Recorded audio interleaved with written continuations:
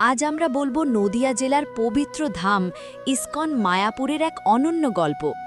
মায়াপুরকে গৌরাঙ্গ মহাপ্রভুর জন্মভূমি হিসেবে মানা হয়। 1486 খ্রিস্টাব্দে এখানেই জন্ম নেন শ্রী চৈতন্য মহাপ্রভু, যিনি হরিনাম সংকীর্তনের মাধ্যমে ভক্তি আন্দোলন ছড়িয়ে দেন সারা বাংলায় ও পরে সারা ভারতে। শতাব্দীর পর শতাব্দী কেটে যায়, জন্মস্থান প্রায় বিস্মৃত হয়ে পড়ে। তখন এক মহান ভক্ত ও পণ্ডিত ভক্তি বিনোদ ঠাকুর গভীর অনুসন্ধান শুরু করেন। তিনি বিশ্বাস করতেন মায়াপুরেই মহাপ্রভুর প্রকৃত জন্মস্থান লুকিয়ে আছে।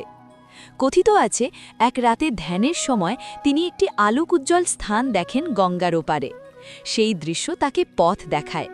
পরে গবেষণা ও অনুসন্ধানের মাধ্যমে তিনি বর্তমান মায়াপুর এলাকাকেই মহাপ্রভুর জন্মভূমি হিসেবে চিহ্নিত করেন।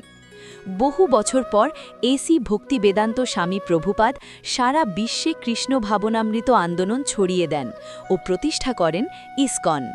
তার প্রচেষ্টায় মায়াপুর আজ আন্তর্জাতিক তীর্থক্ষেত্র হয়ে উঠেছে। বিশ্বের নানা দেশ থেকে ভক্তরা এখানে এসে হরিনাম সংকীর্তনে অংশ নেন। আজকের বিশাল মন্দির কমপ্লেক্স, কীর্তনের ধ্বনি আর ভক্তদের সমাগম সবই প্রমাণ করে ভক্তির শক্তি কখনো হারিয়ে যায় না। মায়াপুর শুধু একটি স্থান নয়, এটি প্রেম, নাম সংকীর্তন ও বিশ্ব ভ্রাতৃত্বের প্রতীক। হরে কৃষ্ণ।